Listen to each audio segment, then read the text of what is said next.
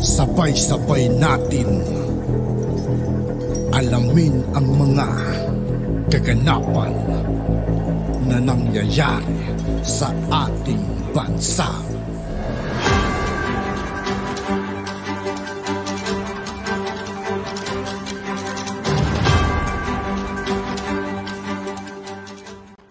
Yo, what's up mga kaibigan? This is I2K po again. Ngayon nandito naman ulit tayo sa channel ni ka-BBM News PH. Dito naman ulit tayo magbibigay ng komento at reaksyon. Kaya samahan nyo guys, let's go!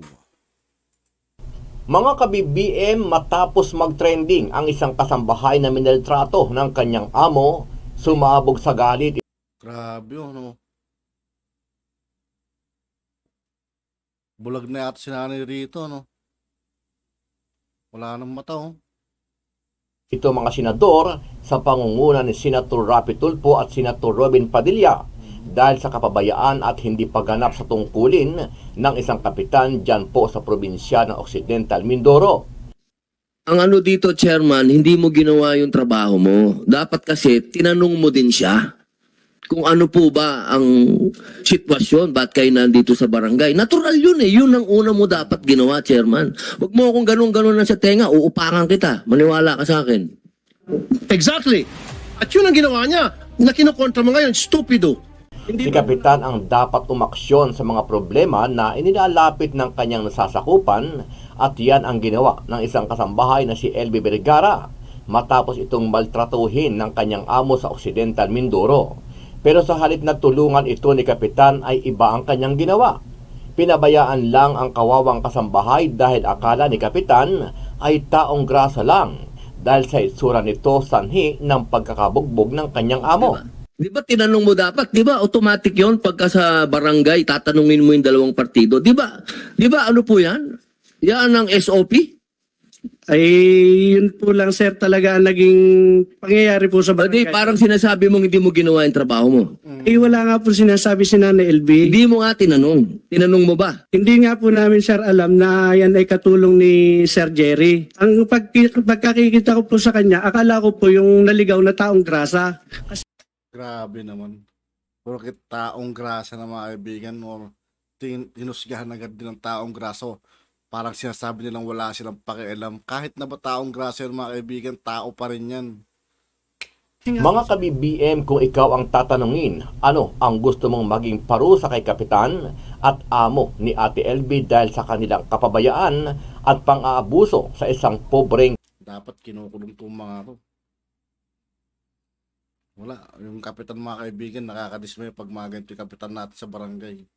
kasambahay. Sama-sama nating panuorin ang buong video at pakicomment nyo po ang inyong mga reaksyon at sariling opinyon. Pero bago yan, muli po ako nag-iimbita. Sa lahat ng hindi pa nakasubscribe mga kaibigan kay ka-BBM News PH, mag-subscribe na po tayo at huwag nyo rin pong kalimutan mag-subscribe dito sa aking channel. Sa mga hindi pa po nakasubscribe sa ating channel na ka-BBM News PH, pakipindot po ang subscribe button at pakiclick na rin ang notification bell para lagi kayong updated sa mga bagong upload natin na legit at napapanahong balita. Maraming pong salamat. Nasa inyo po ang mikropono para sabihin ang inyong sinapit. Apo. Nung una po, nung start ko po, nung nagtrabaho ako doon, 2017, August 7 yun. Nung una po, pagpasok ko doon, kabait-bait po sa akin. Nung huli na po, nung nagkukunting mali lang po, nung 2020, sinasaktan na po ako. Kunting mali lang po, sinasaktan na po ako doon. Ang ginagawa po sa akin, itong tainga ko, suntok ng suntok po sa akin. Tapos po, yung pag konting mali po. Matanda na, no? Bas babae pa, sinusuntok sa tenga. Hindi na siya na yung airdrome ni nanay. Yun, tuloy na tuloy po yung nananakit sa akin. Tinatagyakan, hinahampas. Tapos po, inuuntog sa freezer. Ano po? Sa freezer po, nakahigang freezer. Inuuntog po yung ulo ko sa CR, tapos sa mga dingding kahit saan po. Sino unang nanuntok? Yung babae, lalaki? Yung pong babae. Ito po ay nagsimula noong 2020. Ito na po yung COVID. Pandemic, tama po. Opo, Kasi- na po nila ako pinalabas. Kasi siguro yung mga amo nyo ay hindi rin lumalabas ng bahay kasi lockdown noon. Opo. So tuloy-tuloy po 'yan hangga't kailan po kayo nawalan ng vision, hindi na kayo kailan kayo nabulag ng paningin? Kailan kayo nawalan ng paningin? Ito pong kaliwa, kasabay po ng tainga ko. Nung Pebrero po, to 2020 din po. 2020. Yung kanan, Yung pong noong 2021 po. hindi kayo pinatingnan sa doktor, hindi kayo Po. yung mga ngipin po doon sa kanilang kamay din po Opo. nangyari po 'yan. Opo, sa babae po. Yun po kasing gusto kong tanungin yung barangay captain eh. Pwede po bang tumalon na doon? Opo, nakapanumpa na naman si Kapitan. Kapitan, ready ho kayo sumagot? Lapit-lapit po tayo sa mikropono at pakipindot po yan hanggang tumilaw yung pula. Salamat po. Nadatngan ko po siya na magutim at talaga pong nakakaawa pong tingnan. So ang una ko pong ano po doon sa tanod kong babae, sabi ko linisan po at palitan ng damit dahil hindi ko po kilala siya. Yun po ang aming pagkakaano po kay Nanay LB. Tapos po, Nakita nyo na meron po siyang mga sugat, mga ganon. wala naman po ako nakita. Basta po siya madungis po. Yun po, ang akala ko po ay naligaw na taong grasa. So yung pong utos ko sa tanod po ay linisan po si Nanay LB. Tapos hindi pa po siya, sinasabi ko pa pong ganon, dumating na po yung amo niya na si Mr. Ruiz. Dumating yung amo niya o tinawagan mo yung amo niya? Hindi po sir, hindi po. Hindi ko sa salaysay ni Parang imposible naman ata yun mga kaibigan. Pupunta yung amo niya ron tapos di ba? Malamang sa malamang kinontak yun. Aling LV, I'm sorry, Senator Padilla. Dito sa salaysay ni Aling LV, tinawagan mo yung amo niya na si Jerry Ruiz. Hindi ko po At sinumbong mo na nandun si Aling LV sa barangay hall.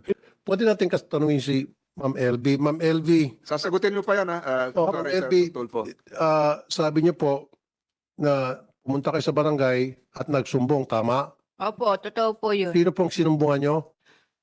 Mga kasama niya po doon. Tapos nandun po siya doon sa loob ng City Hall. Nasa loob. Siya. Sinabi niyo po na sinasaktan kayo, kaya kayo nandun sa barangay. Opo, sabi ko po, ipakicheck po yung gamit ko dahil aalis na po ako doon. Nakatakas nga po ako doon. Nga po ako pumunta sa kanya. Okay. So nakatakas kayo, sinabi niyo sa kanya nakatakas ka, daladal mo yung gamit mo at sinabi niyo rin sa kanya na sinasaktan ka ng amo mo, tama?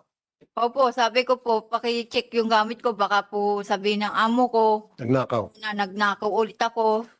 Tama. Okay. Tapos, Napakasinungaling mong tao ka, sarap mong, alam mo, napakasinungaling mo. Gusto mo, ilay detector test ka namin, payag ka. Sige, pag lumitaw na ikaw ay nagsinungaling sa lie detector test, kukulong ka agad namin dyan sa baba. Good. Pakibukas yung mic. Yun naman po sir. Alam nga ba naman magsisinungaling to si Ma'am LV? Anong reason para siya magsinungaling? Ikaw may dahilan ka para magsinungaling kasi tumawag ka sa amo tapos for all we know, baka bayad ka sa amo, baka sinuhulang ka ng amo. Ay yun po sir ang There's no reason why she would be lying here. Alam mo, Chairman, kung nasa matinong pag-iisip ka, kung tama ka, patas ka, the first thing you should have done is pa-check siya sa doktor, tawagan mo si HR, tawagan mo PNP, sabihin na meron dito mukhang kawawa na kasambahay at tumakbo sa kanyang amo, ang kanyang reklamo ay sinasaktan siya, etc. Yun dapat ginawa mo. Ang ginawa mo, sinurrender mo siya ulit sa amo, hindi napakawalang hiya mo. Sir, excuse po sir, hindi ko po isinorender po yan at lalong hindi po ako tumawag sa amo niya. Kasi ang nangyari, naibalik siya ulit sa amo niya. Kasi kung ganong sitwasyon, kung sa akin, kung ako si barangay chairman, may dumating sa akin kasambahay, kaawa-awa yung sitwasyon, madumi, sabi mo parang taong grasa, ipapacheck ko muna sa ospital, hindi ko muna payagan na sumama sa amo. At pagkatapos, tatawagan ko yung police, si HR, kung sino-sino pa mga otoridad, DSWD, para sama-sama mag-imbestiga, social worker. Ang ginawa mo, pinayagan mo makabalik ulit sa kanyang amo. Hindi naman po sir, ganun ang nangyari talaga po sir. Marami po akong kasamahan doon sa barangay. Kaya po, Maraming kasama sa barangay, pero you call the shots because ikaw ang pinakamataas, ikaw ang chairman, ikaw ang sinusunod ng mga kasamahan mo. ang una ko nga pong hakbang sir, akin pong pinalilinisan sir. Hindi po yung totoo. Pero sinabi na nga ng kasambahay yung kanyang sitwasyon na siya'y naglayas, na meron siyang dalang mga gamit, tinignan yung gamit, baka mamaya sabihin na nagnakaw ako. You didn't do that, right? Hindi po, wala pong nasabi si Nanay LV sa totoong buhay po. Sa totoong buhay, bakit siya magsinungaling? Ay, Bakit siya pumunta sa barangay? Ibig sabihin, pumunta sa barangay, naligaw lang? Basta na pumunta sa barangay dahil namamasyal? hindi nga po namin, Anong reason ba siya pumunta sa barangay? There should be a reason bakit yung isang tao pupunta sa barangay. Ikaw, alam mo naman dahilan kung bakit ang isang tao pupunta sa barangay, di ba? Bigyan mo reason. Okay, masalita ka. Anong dahilan bakit, kunyari ikaw, ako si chairman, bakit ka pupunta sa barangay? ang ano ko nga, Hindi, pakisagot lang. Bakit ka pupunta sa barangay kung ako si chairman tapos ikaw yung kabarangay ko? alam ko po, may kailangan po, pero po hindi, Exactly. Kaya ka pupunta sa barangay dahil meron kang kailangan, meron kang isusumbong. Therefore, tama itong sinasabi ni Ma'am LB, kaya siya pumunta sa barangay dahil meron siyang kailangan at yung kailangan na yun ay tulong mo. sir, hindi naman po talaga ganun ang totoong nangyari. Yun po talaga yung nangyari. No, kasasabi mo lang sa akin pupunta ka sa barangay kung ikaw si ordinary citizen at ako si chairman, pupunta ka sa barangay, galing na sa bibig mo na pupunta ka sa barangay, ang isang tao pupunta sa barangay dahil may kailangan siya. Kaya lang, hindi mo inasikaso yung pangangailangan niya, hindi mo siya pinagsilbihan. Kasi, chairman, hindi mo ginawa yung trabaho mo. Sa magkanong kadahilanan na hindi mo ginawa yung trabaho mo ng tama. Kasi kung ginawa mo yung trabaho mo ng tama, hindi na sana lumala pa yung sitwasyon ni Ma'am LV. Kaya sa lumala dahil sa naging pabaya ka sa iyong tungkulin. Kung ako dito ngayon sa committee, sampahan ka dapat ng kaso. Sir, Dereliction of duty. ayun po naman sir ay nasikaso po namin. Hindi pa nga po siya nakakapagsalita. Dumating na po yung kanyang amo. At sinabi po niya na sinusundan niya at nakalis po sa kanilang tindahan. Yung Di mas lalo nung dumating yung kanyang amo, mas lalo ka dapat magtaka. Saan sinabi mo sandali lang, hindi mo pa sila pinag-uusap. wala naman pong naging reaksyon si Nanay LV. Sumama po naman siya ng kusa sa amo niya eh. Posible naman yan. Kaya nga siya lumayas, tapos sasama ng kusa. Wala pa nga po, Senator, na ano siya, reklamo po sa amin. Mr. Chair, ipaano natin to, lie detector test, and then kapag lumitaw na sa lie detector test nagsinungaling to, ikulong natin sa baba. So kukulong kita. Napakasinungaling mong tao ka. Pag ano nga po, ang una ko pong utos sa aking mga tanod, dahil may bowser room naman po kami, kumpleto po kami, pinalilinisan ko po siya. Yun po ang una ko pong naging ano po sa Nanay LV. Manang LB, nung kayo po ay pumunta kay Kapitan, dalawang mata niyo po ay bulag na o nakakakita pa kayo ng kalahati? Isang mata ko po, yung kanan. Ang Tapos po, kanan po ay nakakita pa. opo. So nakaharap niyo po si Kapitan. Opo, narinig ko po yung sabi niya po sa amo kong lalaki. O Sir Jerry, na parang nandito yung sambahay mo, nandito. Nandito. Tinawagan o magkaharap. Hindi, para pong tinawagan, kausap. Wala po. Kinausap sa telepono, Opo, yung Jerry, yung amo mo. opo. Oho. So hindi totoo yung sinasabi ni Kapitan na kasunod mo na yung amo mo. Hindi po. So Kapitan, Sandali, Mr. Chair. Aling LV, ituro mo nga rito kung sino yung kapitan na kausap nyo. Hindi po makikita po. Hindi niyo makikita? Kilala ko po yung boses. Nabobosesan ninyo? Opo, tas ka kasi ayaw mo na dun sa amo mo. opo. Bakit ka sa Kapitan dumiretso?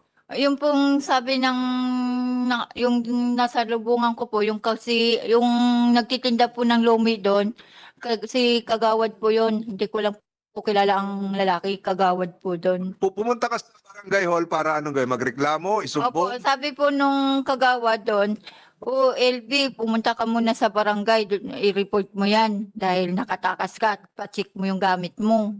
Tapos, nung nakaharap mo si Kapitan at narinig mo nag-usap sila, pinauwi ka ni Kapitan o sinundo ka ng amo mo? Sinundo po ako ng amo ko lalaki. Sumama ka? Opo, sabi, ihatid Dapat mga kaibigan, hindi dapat pinapupun ng mga ganitong klaseng tao sa gobyerno. May mga kapitan palang ganito mga kaibigan, ano? Grabe. daw po ako sa sakayan ng papuntang Mindoro. Uuwi ka na, sana pinapauwi ka, hindi ka hinatid. Hindi po, dinala po ako sa tindahan ulit. Kinulong ka. Opo, yun. Buhat nung pong galing ako sa barangay, hindi na po ako pinapalabas. Doon na lang po daw ako sa Hindi mo na nakausap si Kapitan. Hindi na po. Ito ngayon, nabobosesan mo naman. Opo, Siya yung Kapitan. opo. Ano masasabi mo kay Kapitan? Nagkausap ba kayo ni Kapitan noon? Busy po siya sa kausap. Hindi niya po ako inintindi. Hindi ka inintindi. Opo, busy po sa kausap sa cellphone. Sino nag-check nung gamit mo na sinabing checkan? Wala po. Ayun. Sabi niya, ipalilinis ka raw kasi maamos ka noon. Pinalinis. Basta lang po, pinaupo lang po ako doon sa may parang school ng kindergarten. Hindi ka binigyan ng face towel, pampunas, t-shirt, Hindi po. hindi ka pinaghilamos, Po. langganang maliit, wala. Wala po, wala po. Kapitan, wala daw paglilinis.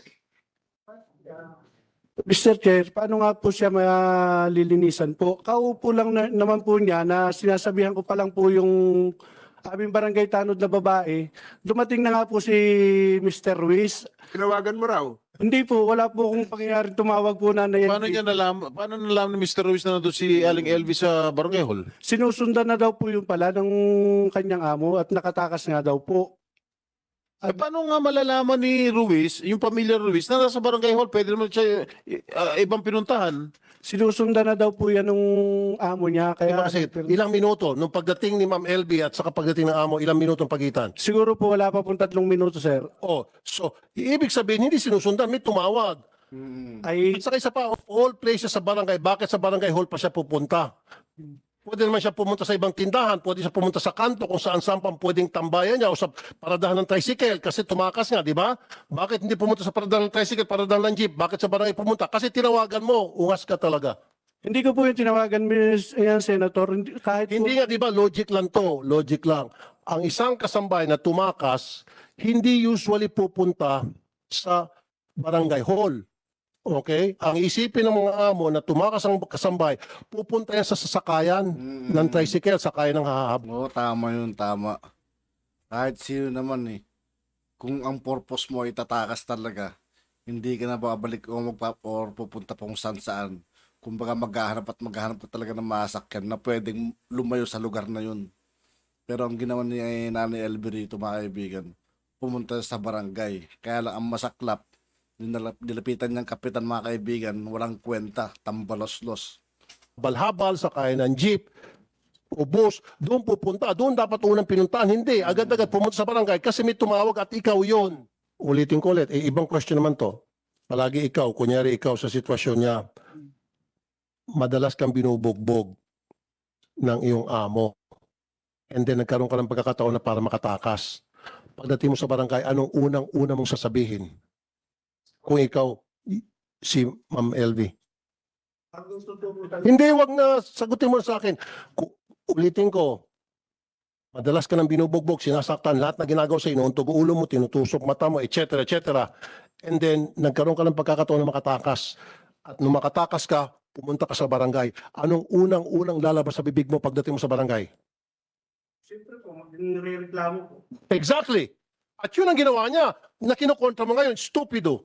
Hindi pa po nakakapagsalita po si Nanay LB. Nakaupo lang po yan nung dumating po ako. Ang una ko po... Hindi, ikaw na mismo nagsabi. Ang una mong gagawin, kung ikaw sa sitwasyon ni Ma'am LB, ay magreklamo galing na sa bibig mo eh. And that's exactly what she did. Pero hindi mo pinakinggan dahil tinawagan mong amo, tumutugma lahat na sinasabi ni Ma'am LB. Napakasinungaling. Ang sarap i-contempt ito, Hindi po, Mr. Chair. hindi ko po tinawagan, Mr. Kasi Senator. it defies logic. Lahat na sinasabi niya, it defies logic. Ikaw na mismo nagsabi na ang unang gagawin ng isang tao na tagtad na ng pang-abuso at nagkaroon ng pagkakataon, yun na yung, kumbaga, nandun na siya, protektado na siya ng barangay at sa akala niya, okay na siya, kaya magsusumbong siya. Yun ang sinabi mo, di ba? Magreklamo. O sabi mo, umupo lang siya doon at wala siyang sinabi. And she had 3 minutes. Sabi mo, kung totoo sabi mo, 3 minutes dumating amo. O, sabihin natin, siguro papalusot mo, nandun yung amo, natakot lang siguro siya. Pero she had 3 minutes na nandun nakaupo lang, wala siyang sinabi, imposible. Nandun siya, tama yung sinasabi niya, nagsusumbong siya kung ano nang pinagsasabi niya, hindi niyo pinakinggan. And I'll tell you, isa sa mga nasibak, dapat ikaw masibak ka rin eh. Di ba may pulis yung pinagsumbungan? Itong si Master Sergeant Maria Eliza Palabay, na-dismiss kasi sinampan ng kaso ni Ma'am LV. Kasi kinampihan nitong pulis yung amo. Parang ikaw din. Ikaw ang susunod na pasisibak namin.